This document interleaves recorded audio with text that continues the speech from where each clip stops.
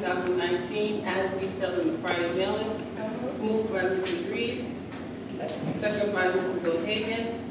Any questions? All those in favor? Aye. Motion carries. Treasurer's report. The Board of Education acknowledges receipt of the Treasurer's report for September 2019 as detailed in the prior mailing. Moved by Mrs. Reed. Second by Mr. Smith. Any questions? Motion carries. All those in favor? Aye. Motion carries. I will now turn it over to Dr. Carey. Good evening, everybody. Good evening. That was lukewarm, but okay. So, there's a few things I would like to share with you, and then we have some presentations and some awesome entertainment. If I asked them if they needed to stand in, that I was available, and nobody took me up on that offer, which is probably smart. I want to share with the community before we start that you should be looking out for a few things. Some of you, I'm sure, saw the preview for Journey to Jobs on WNET. It will be on PBS. It will be Channel 13, Channel 21, Channel 25, NJTV. What you saw was just a 6-minute promo, but there will be a full-blown Journey to Jobs featuring our Baldwin high school students. The folks that came and did the production loved us. So I know that they were hugging us and kissing us on the way out, so I am sure they're going to do an amazing job with the production. You will hear from us when that's coming out. We were featured in Education Dive magazine, which is an education trade. Mr. Mignella was interviewed and was featured in all of the work that we're doing in our school district.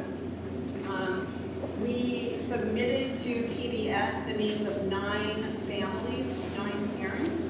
They were doing a whole special parenting series, and I know that at least 2 of our parents will be in the final production of the Parenting Matters, and as soon as that is released, we will let the community know. They were so thankful for the parents that they interviewed. Honestly, everybody that talks to the folks in our community wants them here, so that's a good thing. I want to share with our community that our assistant principal in Plaza School, Jackie Graham, gave birth to a baby girl. Her name is Carissa, so we congratulate Jackie. And I am encouraging everyone to stay for at least the first half through the presentations. Tonight you are going to be treated to 3 presentations. You are going to be treated to a production of Guys and Dolls, which is our high school musical this fall. You are going to be treated to the accomplishments of our outstanding Board of Education tonight, because it is board recognition, to say it's board recognition year. And you are also going to have the opportunity to hear about Innovation 2020, which is our push to get information from the Baldwin community around what you want to see in your buildings and grounds. And some of the renderings that you will see in the map are really just thoughts based on community input night in 2016, October 26, 2016. There's more to come on that. We really are interested in the community's input, and so I'm asking you to please stick around for those 3 things, and then leave for all the boring stuff. That's what I'm talking about. Is the board okay to start with guys involved? Sure. So it's my pleasure to introduce Mr. Andre Mocrillo, who will introduce our amazing young ladies of Baldwin. Yeah.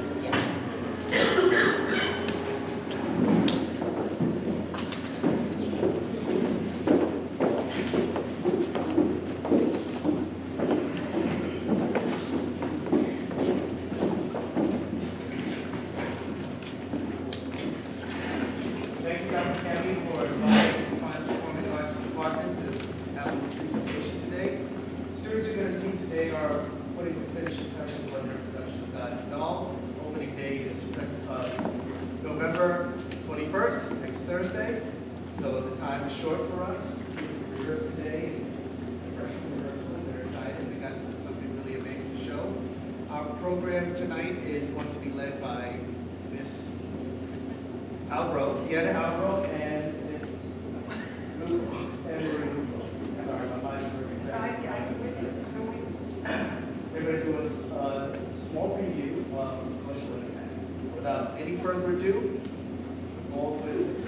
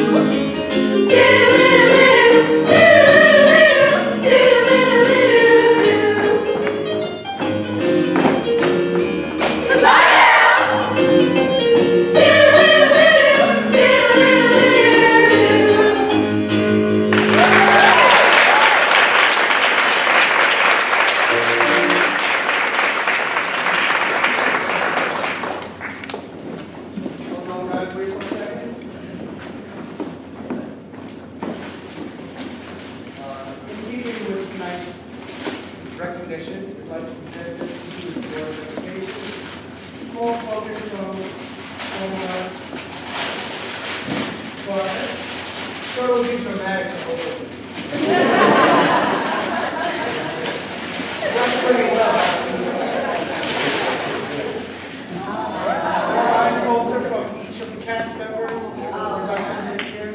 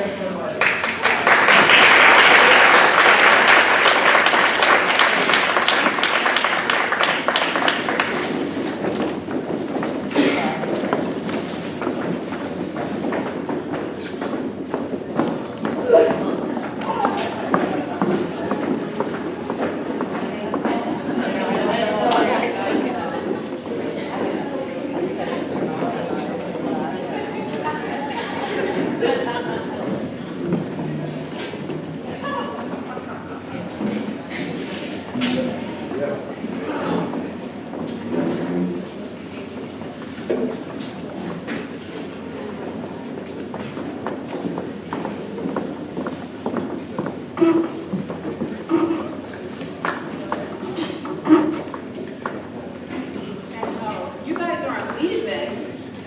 Let's just stay for the entire meeting. So the role of a board member is actually very interesting. The Board of Education in our school district is key, is a key partner in all the work that we do. And the salary that they get for that is, so we give them bottled water every once in a while. Gray hair right here. Gray hair. But I will share for me personally, every member of the Board of Education is a support system. They're like sisters and brothers in caring for your children and for making sure that our school system not only functions at its best currently, but is partners in thinking into the future and making sure that the schools that we build going forward are worthy of the students that are in them, current board members and future. And so I would like to ask Mrs. Doris McKeon to come up. Doris. And the board presidents or their representatives join me up here. Please.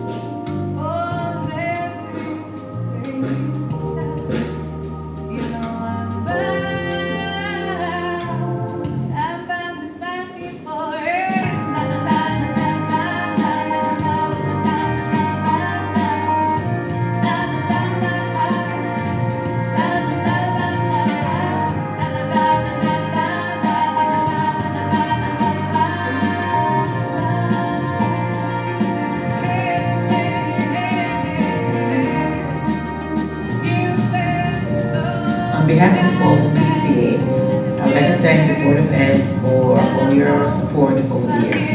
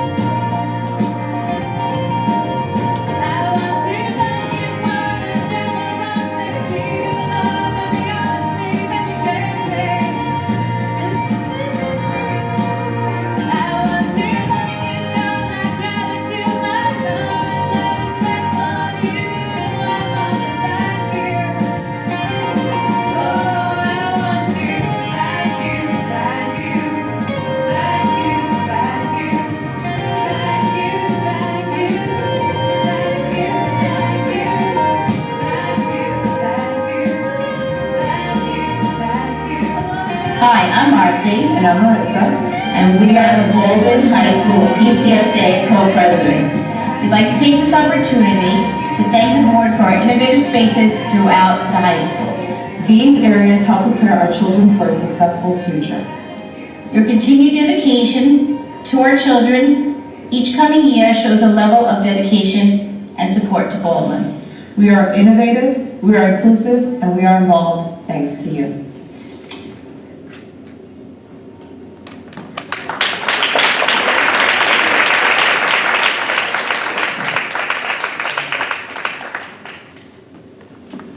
Okay, I want to first thank all the PTA presidents in Baldwin for putting that together on such a short notice, getting permission to get into the building, and getting the pictures, and then getting them to Mrs. Paul-Soli, who did an amazing job putting that together. Show our appreciation to the board. Tonight, we are thanking the board for leading us through change. I have seen personally many changes in our district over the years. I actually went to Steele School, I went to the old junior high, and I graduated from Baldwin High School. I'm not going to say when, but my yearbook is in black and white. I'm falling apart. I did just look at it, and the comments in the high school is exactly the same. Everything else is different. And there is definitely something nice about having my daughters walk through the same hallways at the high school that I did. But there's something even nicer that they're not being educated the same way that I was. I saw a Facebook meme yesterday that I've seen before, but yesterday it kind of stuck out. It said, you cannot raise your children the way your parents raised you because your parents raised you in a world that no longer exists. And I think the same can be said for how we educate our children. The world is different. The world is rapidly and constantly changing. And we are all responsible for seeing that our kids are ready for the world when they're finished here. My mom has always said, all she ever wanted was for us to be happy and not live in a car. Our district makes sure that they are looking out for our kids' mental health, that our kids who are not going to college and those who are looking to go to Ivy League schools are well prepared. We have programs other districts look to as a model. The key to change is here. Our board trustees who give their time, sweat, and energy, and our district administration whose priority is always our kids. We are truly fortunate to have a district where all of you serving on our Board of Education. And on behalf of all the PTA units, we say thank you. And since you are the key to change, please accept this small token of our appreciation.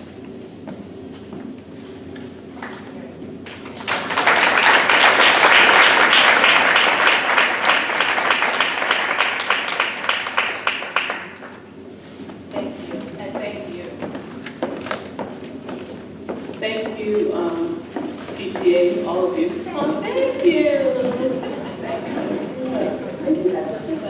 Thank you. Thank you.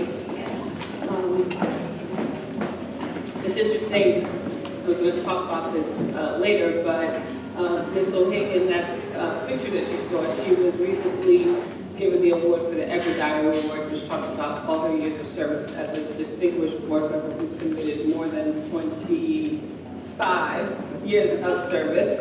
So congratulations to you on that.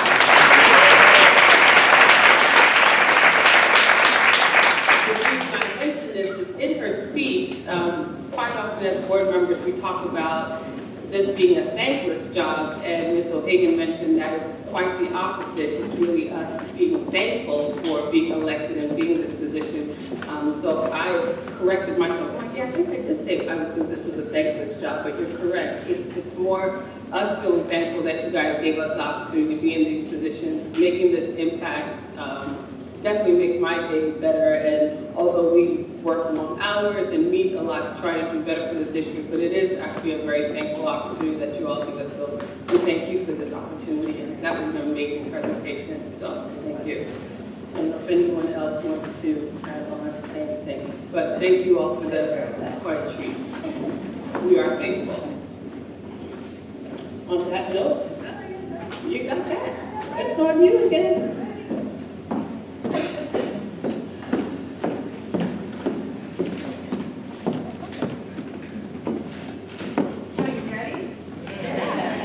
I'm going to need a little more enthusiasm.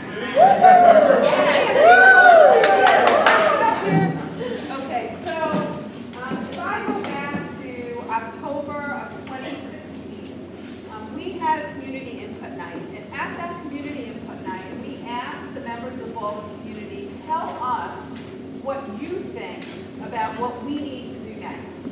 And we compiled those results. We also have what is called a building conditions survey. And that's mandated by New York State to be done every 5 years. We also look at it every year. The lovely gentleman of our Buildings and Grounds Department, let's hear it for that. Boy, is this going to be work for you. And so as a result of those two scenarios, the 5-year building conditions survey and the community input night in 2016, we went ahead and we compiled that data. Here's some background for you, some information. So in the building conditions survey, we review everything every year, but that deals with the stuff behind the scenes, right? The things we generally don't see. So the boilers, the roofs, the roofing, the windows, the electrical systems, you know, all that stuff that actually makes our buildings function. And that survey was last done in 2015. So come 2020, we'll have to do that 5-year cycle one more time. In the community input night, we had over 100 people participate in that community input night. And there were lots of recurring themes from what the 7 groups said, and we still have that data. So that huge brainstorming, and I want to present the data from that to you. So these are some of the things the group said. Improve facilities for music and art, more flexible seating, lighting and air conditioning, improved elementary cafeteria spaces, bathrooms, again, space for music and performing arts, again, music, collaborative cafeteria spaces, spaces for technology, an automotive academy, orchestra and practice space, outdoor spaces improved, interior design and space improvements, again, music and performing arts, rehearsal rooms, dedicated spaces for band, chorus, and orchestra, STEM at the elementary building, air conditioning, art, music, and technology, and it goes on. And you see some recurring themes. And what you can see is we've highlighted some of the things we saw over and over and over again.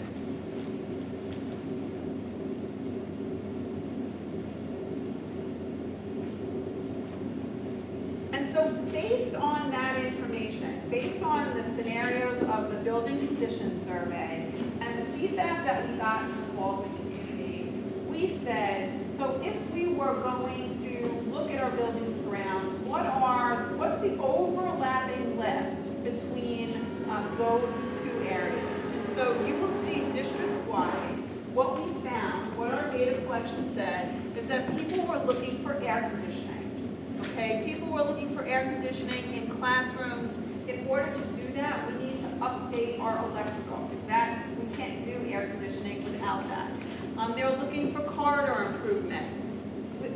Our elementary parents are asking for kitchens for the elementary schools and a real hot lunch program at the elementary schools. We will have to be ADA compliant. The Americans with Disability Act, bless you, sneeze on the truth. Any time that you start to do work in a building now and those plans go up to the state education department, the first thing they want to know is, are you complying with the ADA law? And so if you can have all this work that you want to do, but if you are not complying with the ADA, they won't let you start any of it. Window replacements across the district, multi-purpose rooms across the elementaries. We have site work that has to be done. And then looking at, again, ADA compliant elevators.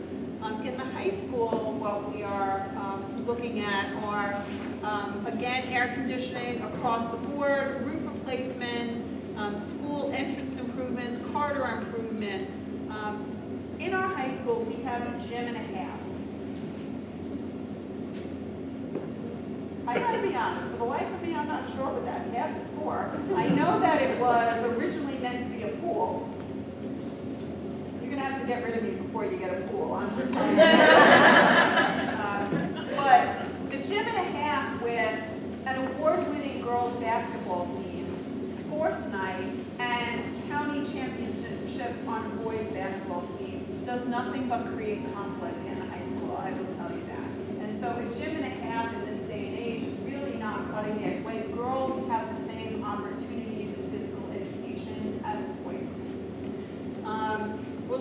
locker rooms and storage areas, new grandstands, building additions for technology, locker room renovations. Have you all seen the wrestling room, locker room?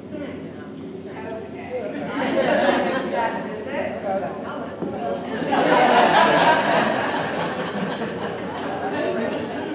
It is the same as putting all those boys in your minivan for the ride home after.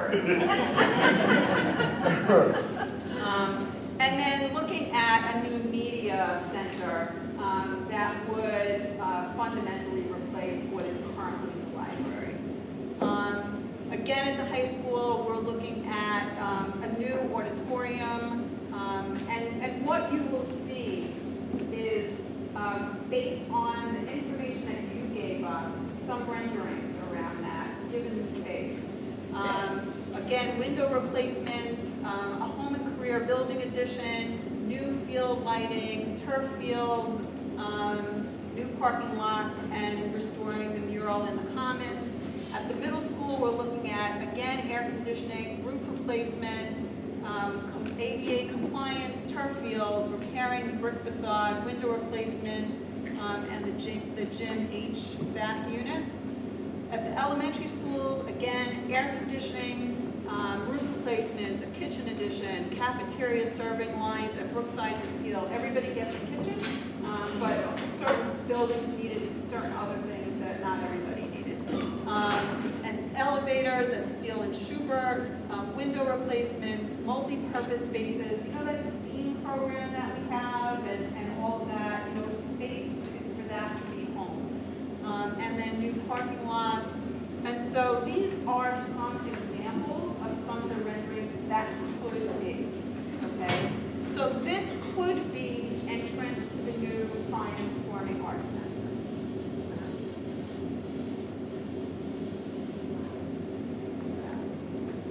You can say wow out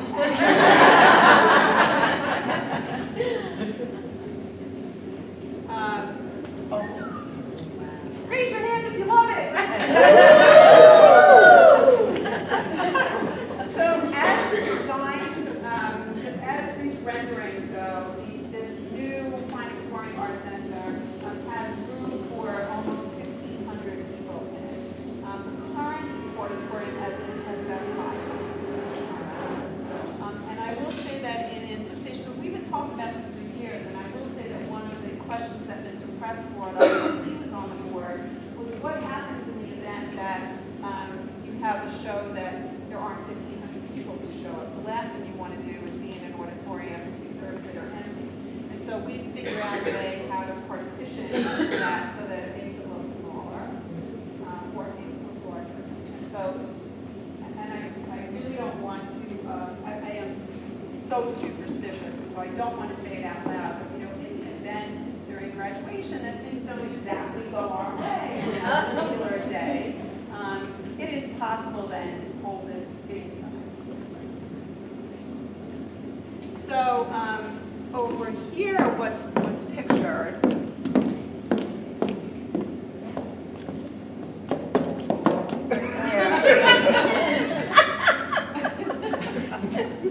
Dignity does not come with the job. Is a new media center. And so right now, raise your hand if you've been in the high school library recently.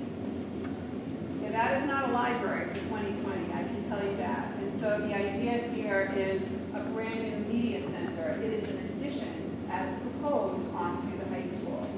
The old space will be reconditioned into something else, maybe space for the robotics, maybe as we move in senior year to more externships and internships, maybe it's workspace for our students with telephones where they can call future employers or places where they can work on college applications and things of that nature. It has not yet been decided, but this is an actual physical addition.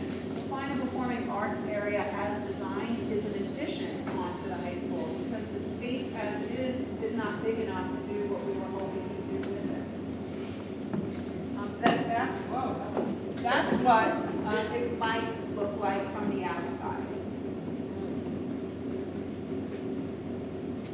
And that's what it might look like from the inside. No.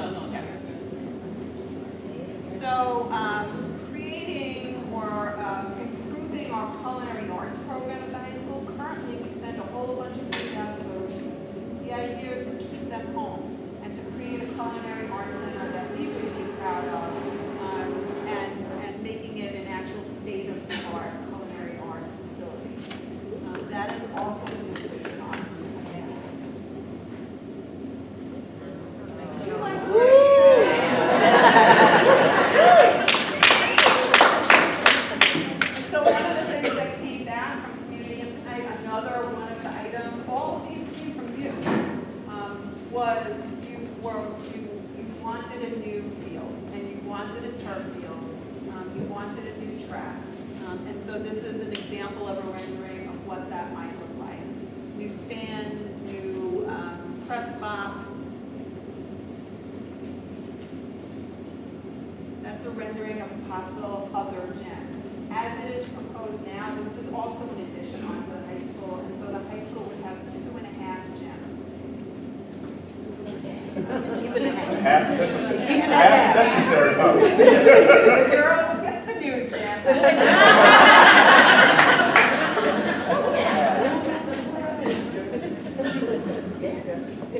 And just to give you to sort of tie everything together, because most of you know me at least a little bit, right? And so these are not like sort of arbitrary things. I've taken what you've told me, I've listened to our conversations, but we also know the direction the high school is going into. And one of the things the board will act on tonight are some new courses at the high school.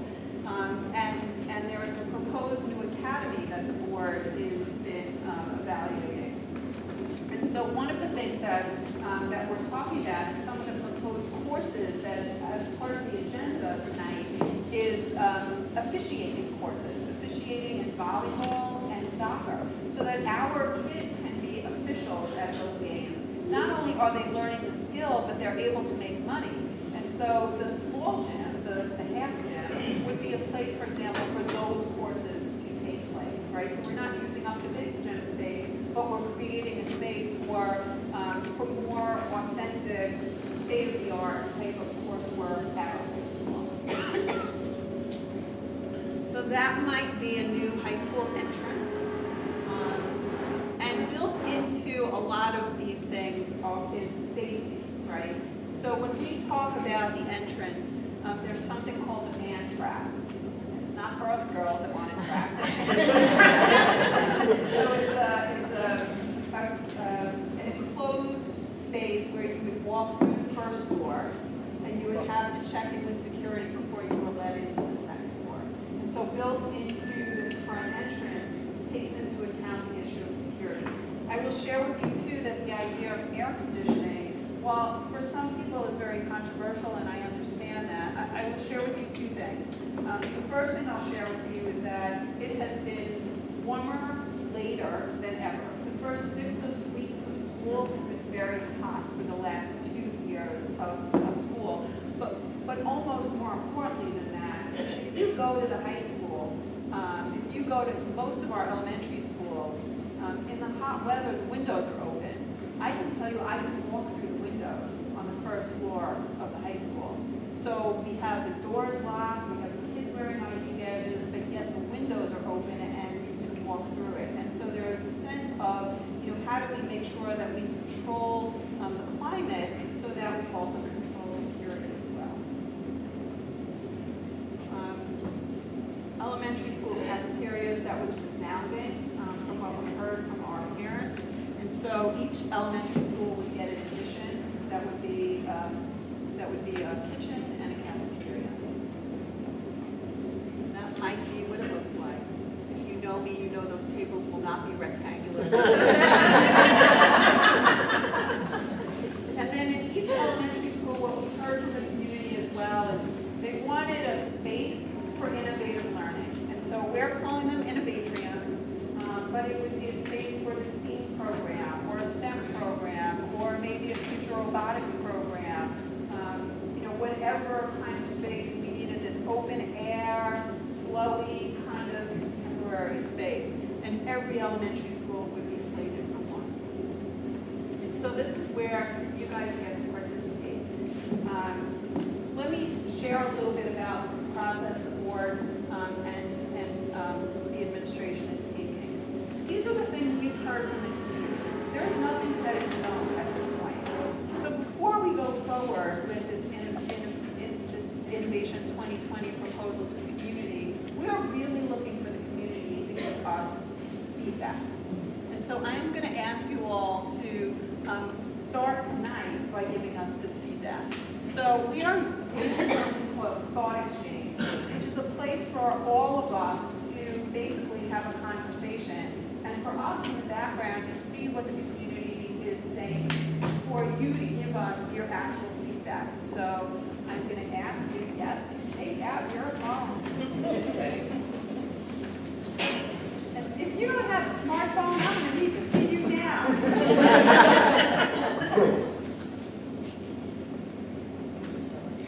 If you don't have a phone with you tonight, there'll be an opportunity between now and December 8th for you to participate in the conversation, either through a phone or through a website. So I actually legitimately need you to take out your phone.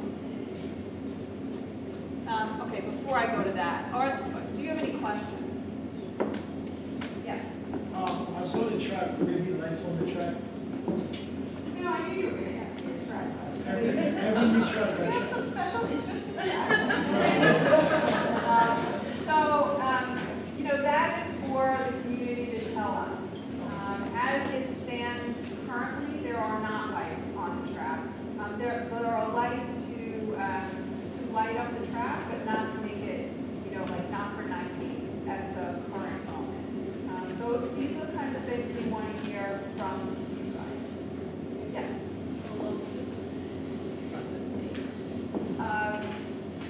So the process of building everything, that's a great question. So what we're planning is for a vote on March 18th of 2020. If the community comes out in support of it, we start on March 19th of 2020. And it is a long process. So it would take probably a year and a half before we would break ground on anything.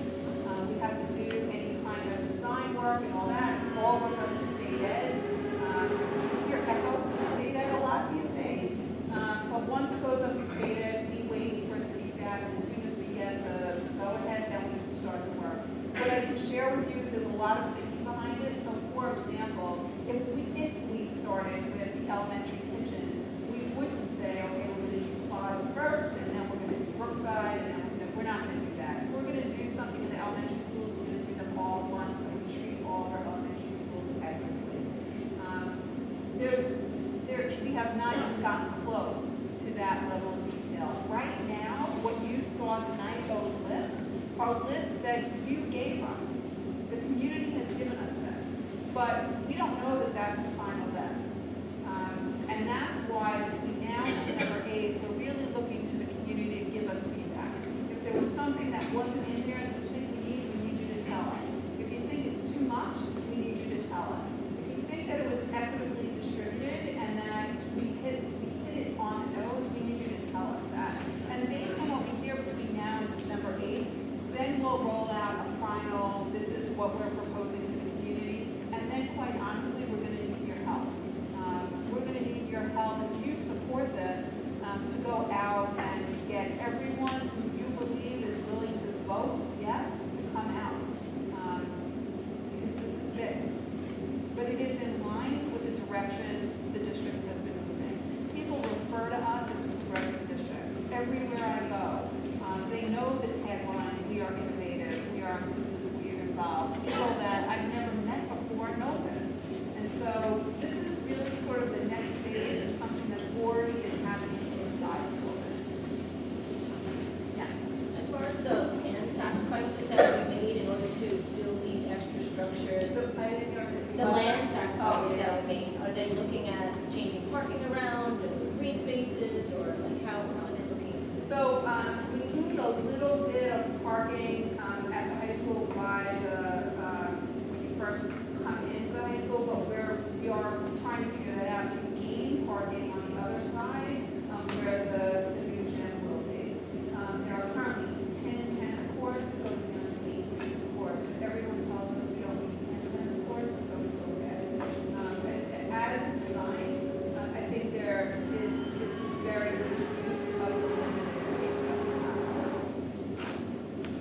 Yes. Very exciting. You are in the lead. I say it all the time wherever I go. My question is funding.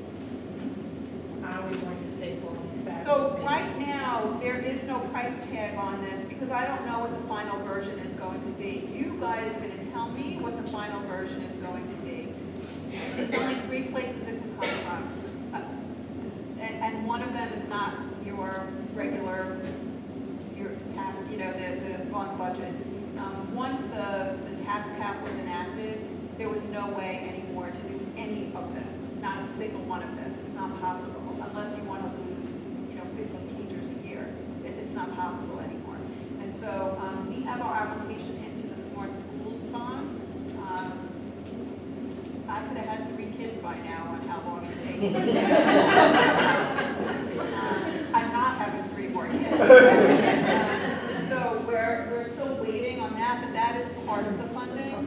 The reserves that we have will fund part of it, and then it is a bond. It's the only way that we have. So it really becomes a choice of you want it, that's how we have to pay for it. If you don't want it, then we don't do it. Yeah. Is it all or nothing? It is not all or nothing.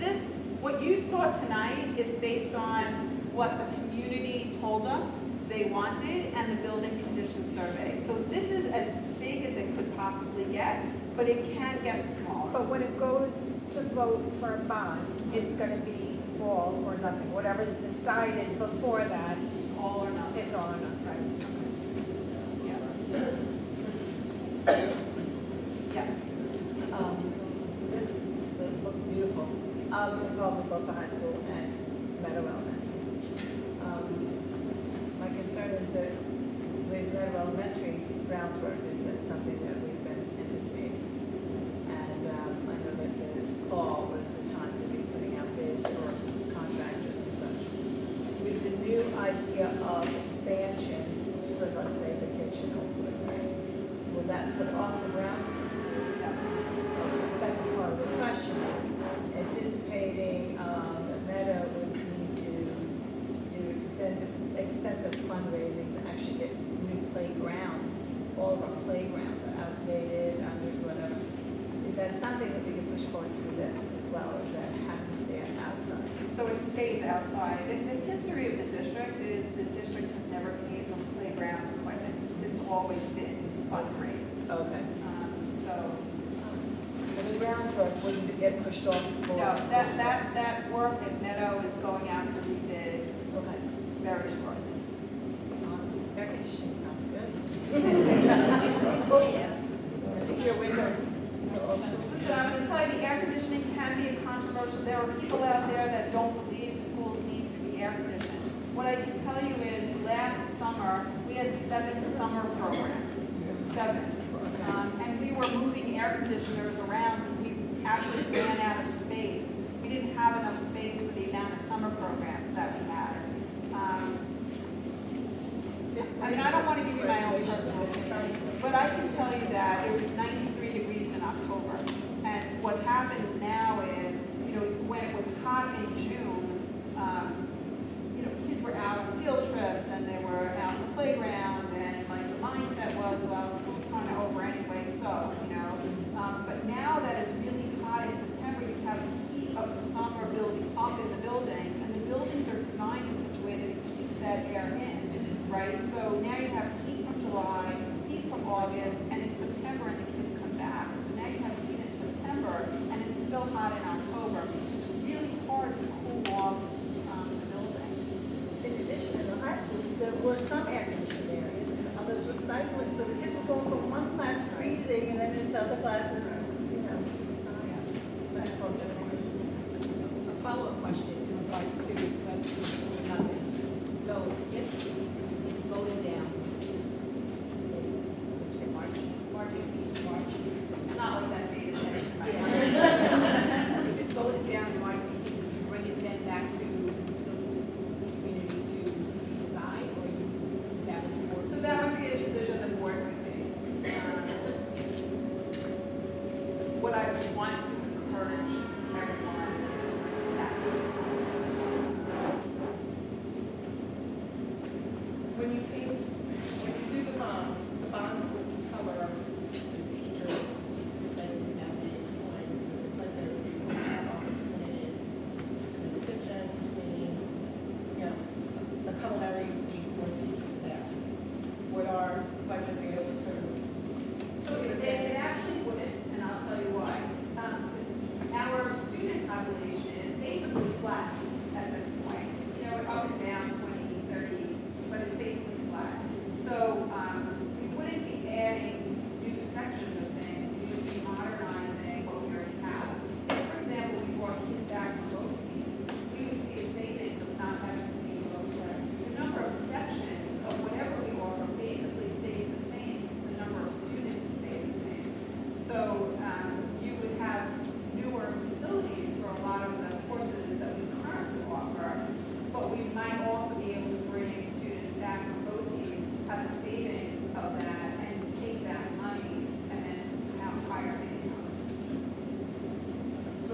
like the culinary program, a lot of that, it's going to have the other in now. Which program? Culinary, because a lot of that is needed for one. So there's still 9 periods in a day, right? I mean, there are limitations just based on the way that the schedule is done, right? If there are 9 periods a day, I'm telling you, our kids are very fully scheduled, some are overscheduled, right? And so there's no room for you to take any more classes because you might see a shift, right? So you might see more kids taking culinary and less kids taking something else. In which case you go up one somewhere, you go down somewhere.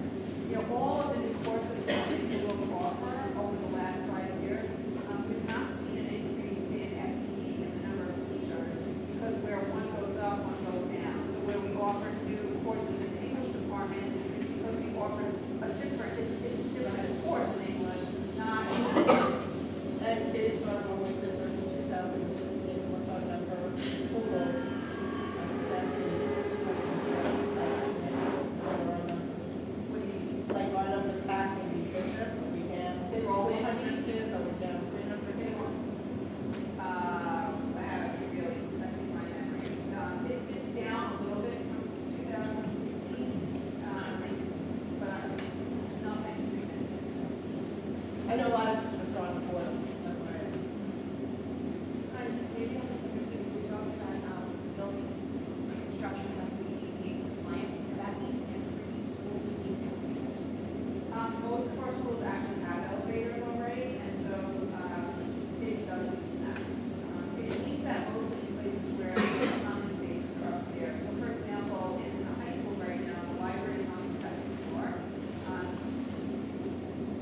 Every single student must have access to the library, which means there has to be an elevator that goes up to the library.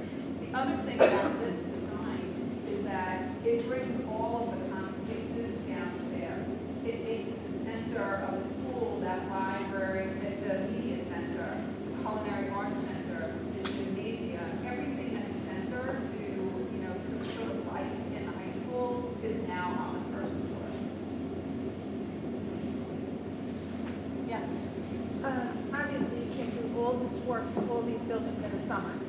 Oh, God. Right, so what happens to, let's say, performing arts, or vocal music, or sports, while all this work is getting done? Do those programs go away for that time, or are they rehoused somewhere? So what'll happen if let's assume this is what we end up with and the community votes yes, then what will happen is the architects will come up with a plan of what we're going to do when. The nice thing about this is that all of those spaces are new spaces. So you might build a new auditorium and then do your construction on it all. You might build your culinary arts center and then do work on the old kitchen. You might build, so that is the beauty of this. You're going to build all the new and then reconstruct the old, because the old now has a place in the new. All right, so take out your phone. This time raise your hand if you have an Android. Dr. Cameron, Yes. we have one more question. Oh, I'm sorry. Oh, this Our is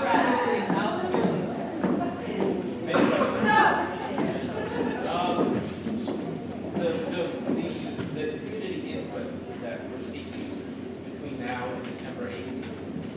So the community input between now and December 8th is the input that's going to help us to finalize what then is proposed to the community.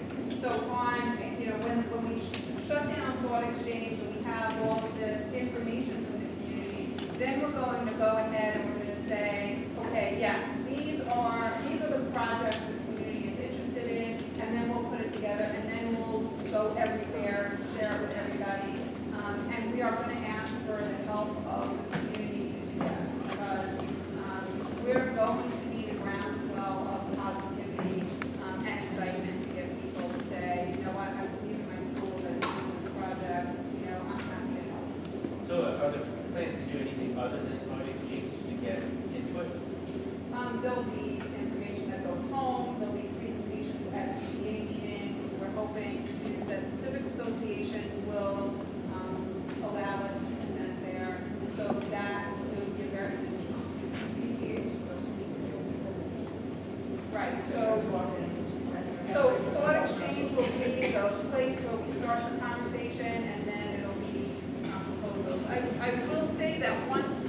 start sharing it with the rest of the community after that December 8th. If we find out at that point that, obviously I'm making this up, but if we find out at that point that the community says, you know what, we don't want to do Fine Performing Arts Center, we're happy with the way it is, we still have the ability anytime before March 18th to go ahead and change it in that proposal.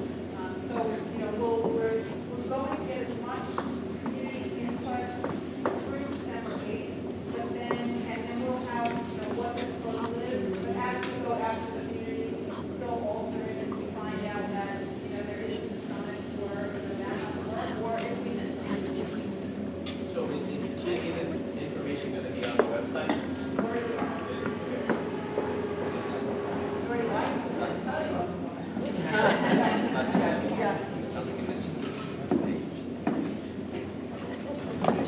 Yeah, so if you go on, and you can do this later, but if you go on the website, you know, when you scroll down a little, there's like 4 little boxes and then a big screen. If you don't know what that is, and you haven't been on our website, shame on you. So the first box on the left will have this, we'll have the QR code, and it'll have the information to get to Thought Exchange. And as we go through this, and you link to that page, renderings will be up there, all of that will be up there. So the website will really be the home for all of the information. All right. Seriously, now I really do want you to take out your phone. So if you have an iPhone, so if you open up the camera, and all you have to do is shine the camera on that QR code, and you will see a little bar come up at the top. Yeah. Right? Do you see that? And just click on that bar. If you have an Android, go to the bit.ly/Baldwin Schools 2020.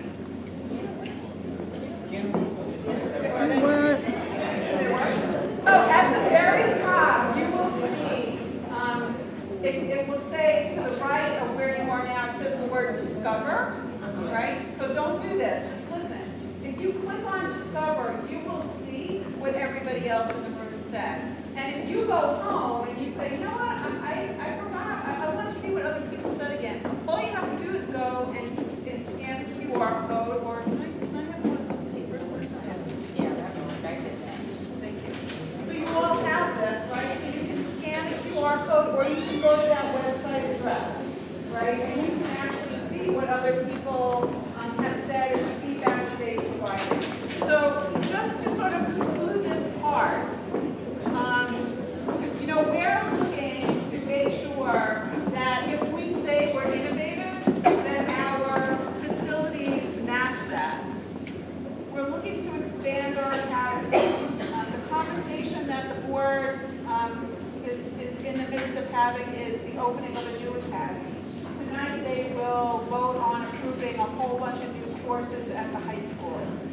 We say that we're inclusive. So if we're inclusive, what kind of environment do we want to create for our kids that allows for that type of learning? And we say that we're involved. And so the facilities that help our fine and performing arts program and our athletics program and ultimately our community, you know, how do we make sure that we do that? And I will also say that on the involved part, this is not going to, if you think this is something we need to do, we need your help in getting the word out. And so stay connected with us. You know, go to our website, /innovation2020. You can go to the bit.ly, which is that QR code. You can stay tuned through Instagram, but we are asking for your participation in this because you're giving us the information we need to go back to. All right? Once you finish, you can just log in and log out. No, I go to scan. There is no logging in and logging out. All right, Annie? Yeah. Just one last question. So are there more questions coming, or we are sharing this so that we can respond to those issues? So for now, that's the question, right? And so the conversation happens when you see what other people want. Okay? All right.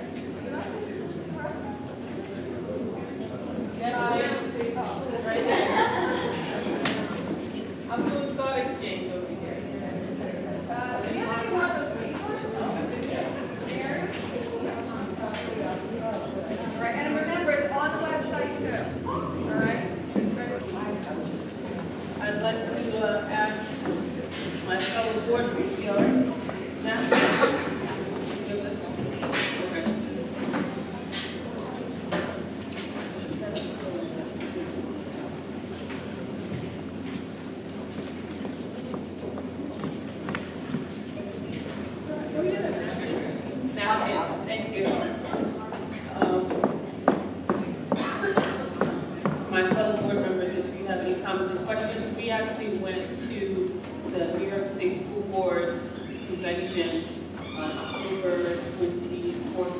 relationships around that time and participated in a lot of different sessions. Actually, Dr. Candy also presented Redefining Ready at that convention in the essence of the fact that we had pretty much of a several presentations. Do you feel that we should postpone this portion as this is kind of talking about the convention and do that later on? Okay, so the convention part we can postpone. And if there are any other points that need to be made, I just ask that everyone just be brief so we can continue with the business meeting. And I'll start with Mrs. Reed. Then if you don't have anything, Ms. Pools. So, just to kind of piggyback on this wonderful presentation of the exciting things going on in the school district, I am the liaison to the Civic Association and the Chamber of Commerce. So I just wanted to update everybody about the money that was given, the grant that was given to us from Andrew Cuomo, and that project is called the DRI, the Downtown Revitalization Initiative. Now, an LPC, I love all these, the local planning committee has been chosen.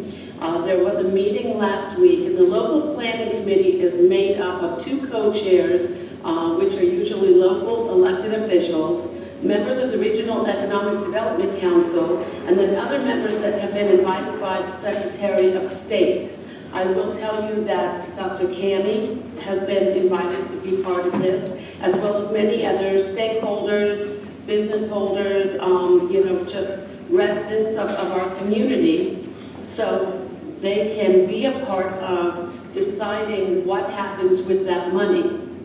They're going to be asked to brainstorm ideas, provide direction to consultants, review planning products, and prioritize actions.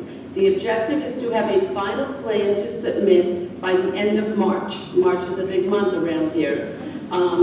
Projects from facades to even grants for people, for business owners to maybe improve their business, their buildings. So this money is not for one big project. Obviously, it's for the committee to come up with ideas, and that will also be based on information that they get from the community. So, if they want to hear from you guys, the next meeting is November 20th at the high school, and this is going to be very, very important. Between all of these amazing things going on, I can tell you that in 5 years, you might not recognize this town. And it's taken a long time to get here, a lot of blood, sweat, and tears from a lot of amazing people, and we need your involvement. We need the community to come out for these things. Thank you. Okay. Thank you, Ms. Poole. Mr. Smith? Okay. It's just been a very busy month and I won't go on either, but I did want to give a shout out. This is not because this is a district thing, but I was privileged to attend the Baldwin Festival first ever week, and it was a resounding success.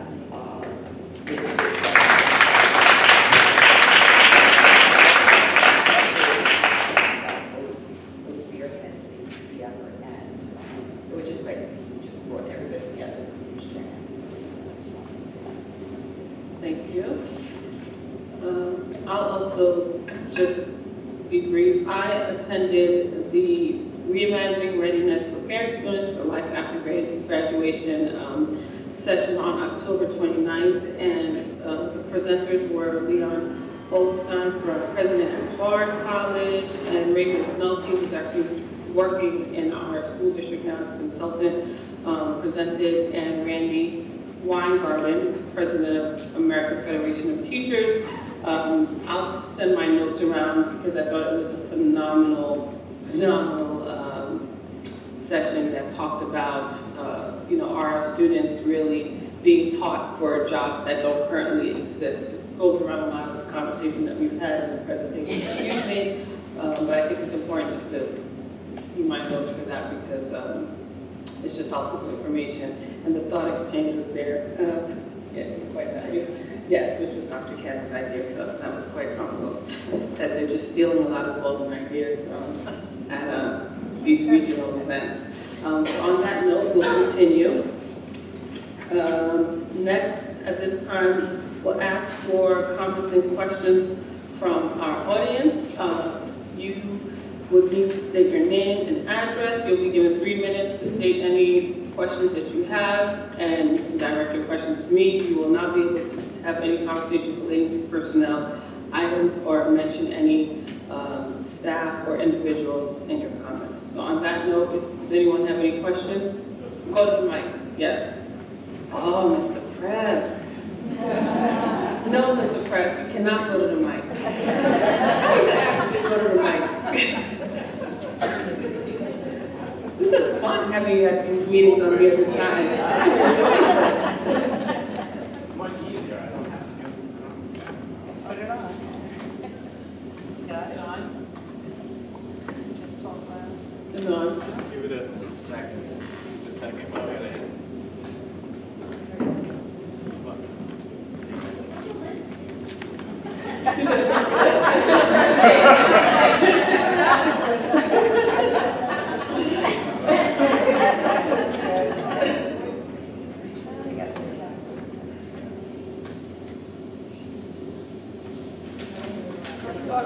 If it doesn't, do you want to just speak loudly, Mr. President? I will try to speak loudly, hopefully. Going back to the presentation, so I just want to understand and correct me. So the timeline is thought exchange until December 8th. There'll be maybe some meetings in the community. Then you'll piece everything together and come out with a cost, and that will be kind of that's what will be presented to the community for voting in March. That's the plan. That's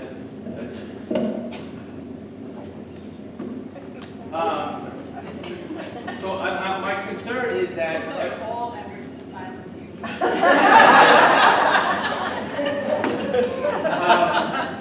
my concern is that, this is like, all this great stuff, and everyone says, I want this and I want that, and it comes out and it's $250 million, and then everyone goes, oh, maybe I don't want all of that. Maybe if we talk about shaving things down, it won't be, it doesn't sound to me like there'll be opportunity for that.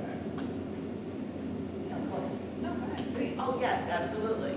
This, as Dr. Kami explained, this is the information gathering phase for December the 8th. And then depending upon what we see as a result of that, the appetite of the community for certain projects, then we will reimagine the package. And then we will begin to put together a package that we feel reflects the needs and wants of the community. And then there'll be another opportunity for But I mean, the timeline just seems so short. If this is, the input is gathered by the 8th, and then it'll take some time. There's a holiday break, so we're coming out with the plan in January. It doesn't allow, I think, a lot of time to, if the plan gets pared down, changed, to then go out and continue to sell that, because you've got to probably post this, publish it, in enough time ahead of the vote. I think what we're hoping is with the thought exchange, it will allow us to see that that's how the community is prioritizing it, and we will utilize the prioritization that happens in that thought exchange to say, okay, these are the top priorities. And I feel like your question is, what's that sweet spot? Do we already know what that sweet spot is in terms of that number? We're not sure, but we'll just have to keep it going in terms of realizing this is a development plan and utilize the thought exchange as to prioritize what's important to the community and what's not. So at some point, we're just going to have to make a decision, right? If after we see what's in the thought exchange, we see, people are excited for all of the different projects, and and we think that that is our obligation to present that forward to the community. Then the community decides whether they vote yes or no. At some point, a decision will be made about what gets presented as the final, scope of work. I think the approach that we're trying to take, that we've done a lot of back-end work. That community input night, we received a lot of information from the community. And so we've just sort of actualized that into something. This, for us, is not the first step, it's really the second or third step. The bottom line is going to be, based on what we hear from the community, we're going to put something forward, and then the community gets to vote. They're either going to vote yes or they're going to vote no. Yeah, I mean, it's all, the stuff all looks great. I just, my concern is that everyone goes, yeah, this is great, I want all of it. And then they were, you know, then maybe, I don't know what the cost is, it comes out high, and, you know, is there enough time to say, maybe let's not put out everything? Because everyone's gonna say, yeah, I want this and I want that, but they don't know what it costs, and they might say, oh, well, maybe we'll air condition the auditorium, for the auditoriums and the cafeterias, but maybe not all the classrooms. So, I mean, I think we'll hear that. Yeah, okay, let's go to the next. And then it's, you know, we're just going to use our best judgment. All right. Thank you. Name and address, please, Mr. Press, next time. Thank you.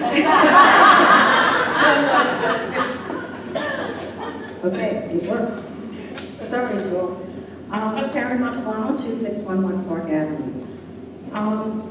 It's wonderful that you have all this technology and you're doing something, et cetera.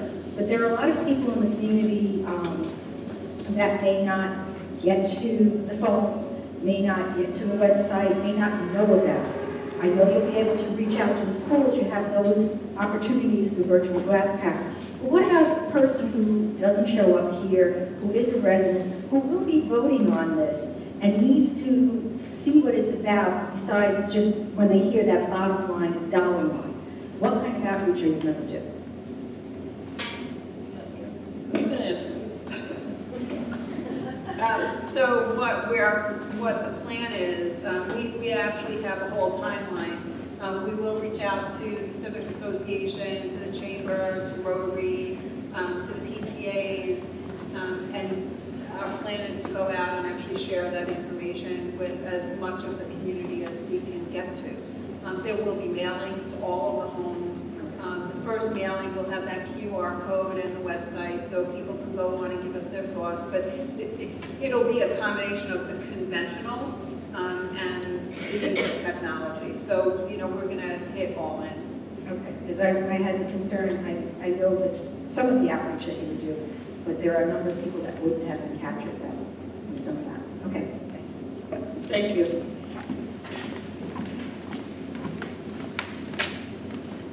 Lindsay Chambers, Village Court. So I was going to ask something similar to that because I would like to have like a talking point, like a one-sheeter. I think that a lot of our my neighbors who don't have children in school, you know, they went, why should I? You know, why should I do this? And I think I need to always be able to explain things in a manner that they understand. At the end of the day, they want to know, what does this mean for me? What does this mean for my wallet? And, you know, my mantra is always, you know, a resilient community, a revitalized community increases your property value. But they're not thinking about it that way. They're on a fixed income.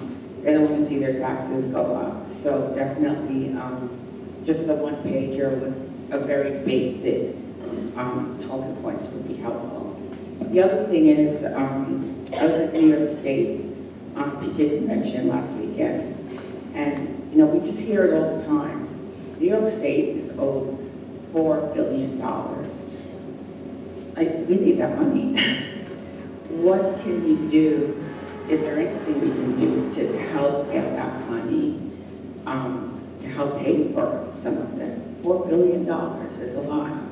And what I can say to the audience here is that we know that we have to breathe down the neck of our local officials, and we really need to vote in our local elections and make sure they hear us, because they have to advocate on our behalf. And you know, I hear a lot over Hamlet, we're small, you know, and we're covered, part of us by this one and a little part by that one. And we just need to get out there and keep voting and voting in our local elections and breathing down their neck. $4 billion is a lot of money, and we could knock this project up the wall if we had some of that money coming in. Thank you for for your comment. I think just to touch point on the talking points, we did talk about that, so that's something that we are working on. Talking points, things also, templates also assist the PTA and other organizations, so they have information that they can disseminate to their members as well in our community. Hi, Kathy Engelhardt, 2661 Park Ave. I had a question. You had mentioned the Smart Schools Bond and reserves as sources of fund as well as the bond. How much reserves do we have available if we shoot the moon and go for the whole thing? So Or there a safe are, amount. there are certain projects that are already designated for some of that. We'll, I think, have a better idea once we know what the moon is, and then we can figure out what the most responsible way to designate the different possibilities of paying for it. What's in the reserves now? So there's capital reserves. If it's just capital reserve, approximately $11 million, and that would be something that happens year after year. Your use of reserves is only as good as your ability to fund it as years go on. Right. And then the Smart Schools Bond, what is that, like a grant kind of thing, or is that something we have to pay back? I mean, it says bond. No, so the Smart Schools Bond was passed by New York State. It's New York State actually taking out a loan on behalf of school systems. We were allocated $2.6 million for that, and there were only certain categories that you could have used that money for. So, for example, building an addition for a pre-K program, using it for technology, using it for security. So we've put in an application, and we're using it for wiring and security and technology. We've been waiting for approval for that over 2 years, almost 3 years now. Okay. Thank you.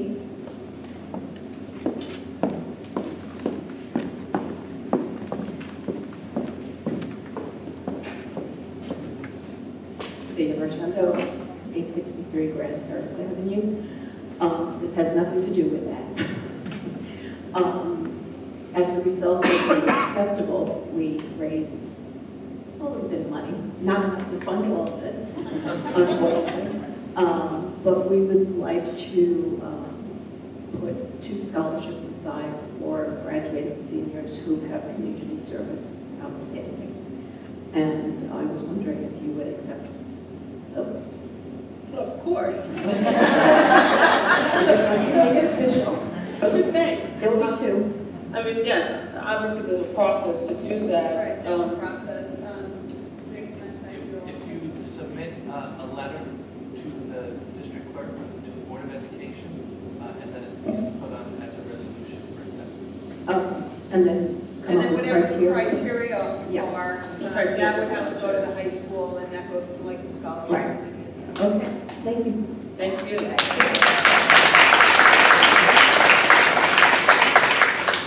Are you raising enough money for that fine performing arts?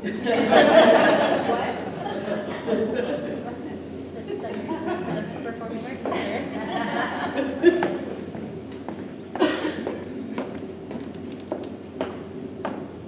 Hi, Rhonda Mesidor, 850 Edward Street, Baldwin. As everyone else has kind of said tonight, I just think that the December 8th date is kind of a quick turnaround. I know we're going to put it out, you'll give us information, we'll put it out to the public. What if the public has questions like we had this evening? How will those questions get answered? Other than the app, they're going to give their input and say what they'd like to see, but what if they have questions? So there'll be lots of opportunities and lots of presentations after that date. After the December 8th. Yeah, so this part of it is really just meant to get people's impressions, people's ideas. Once the formal proposal is out, then there'll be lots of opportunities. I mean, we'll be presenting it at every board meeting between now and the end of, that March date. We'll be at different community organizations. We'll have 1 or 2 special forums just on that for people to come and ask whatever questions they want to ask. And there'll be all sorts of mailings and, you, and there's always the telephone. People can call if they have questions. Thank you. Thank you. Any other questions from our audience? All right. I'm going, yeah. No, we're going to turn off the mic again.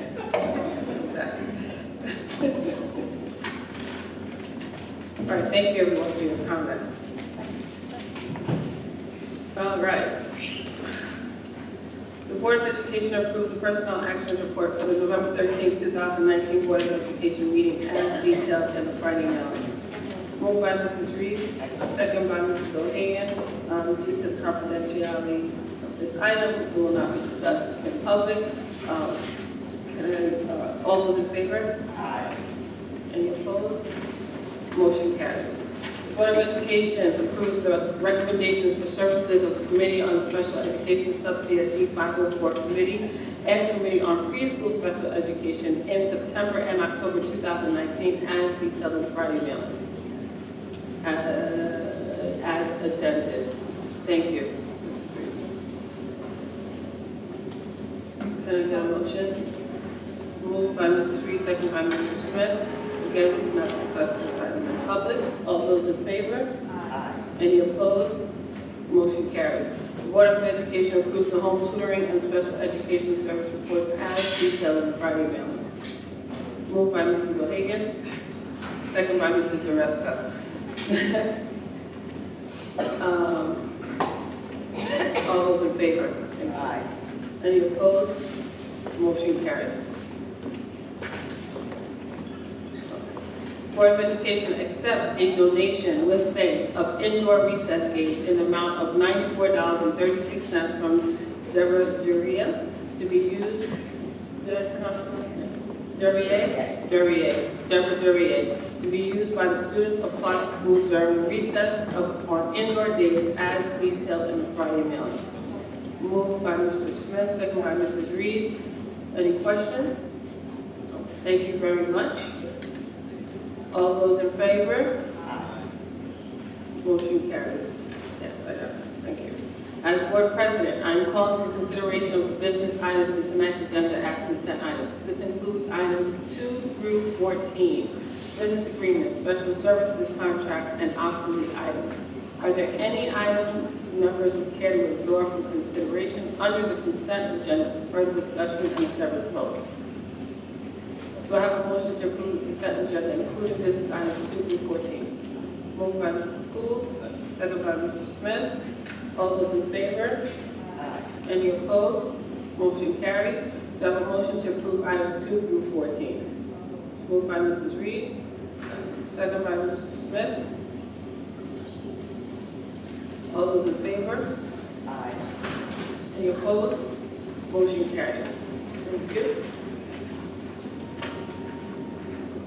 Use of facilities. The Board of Education approves the updated use of facilities report for July 2019 through June 2020 as detailed in the Friday mail.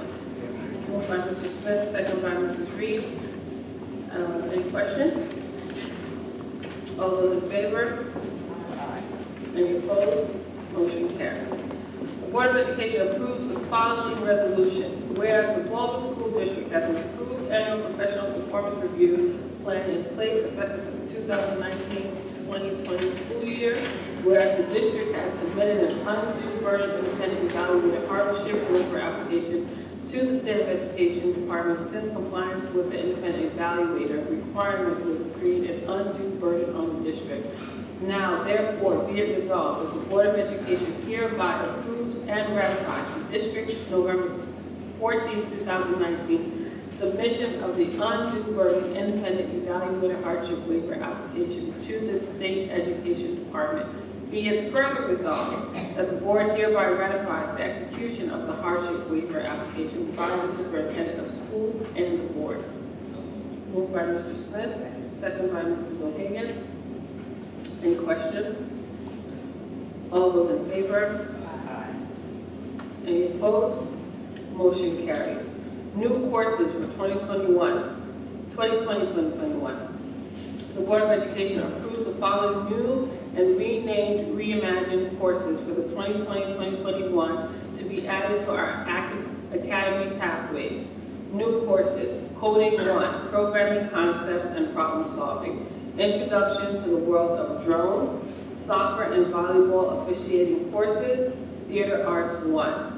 Renamed and reimagined courses, College Criminalistics, formerly called Forensics, Business and Global Economy, formerly called Introduction to Business, Contemporary Topic in Education, formerly called Child Development 1, Introduction to Teaching, formerly Child Development 2.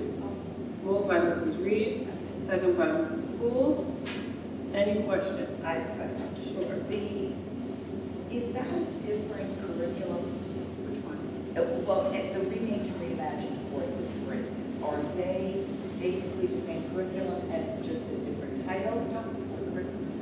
And Ms. Mignola, do you want to describe that? So the forensics is going to be, we submitted a new curriculum to Lloyd College, this way we'll be doing one course. So there just going to be some embedded things with the current curriculum. The business and global economy is going to be a new curriculum, introduction to the NAP academy that's temporary topics education, and introduction to the teaching will be three courses, so we'll have to do some curriculum, right? Okay. Thank you very much. Any other questions? Okay. All those in favor? Aye. Any opposed? Motion carries. Impartial hearing officer. The Board of Education approves the next available impartial hearing officer, Jean Keefe, in case number 15624. Moved by Mrs. Reed, second by Ms. Pools. All those in favor? Aye. Any opposed? Motion carries. Amended reorganization chart. The Board of Education approves the updates, changes to the July 10th, 2019 reorganizational chart as detailed in the Friday mailing. Moved by Mr. Smith, second by Ms. O'Hagan. Any questions?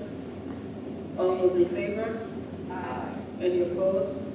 Motion carries. The Board of Education has a first read of the following policies as detailed in a previous Friday mailing. Policy 8332, use of district-owned cell phones. Policy 9240, recruiting and hiring. So this is the first read of this joint, right? And we'll ask questions at the second. Right.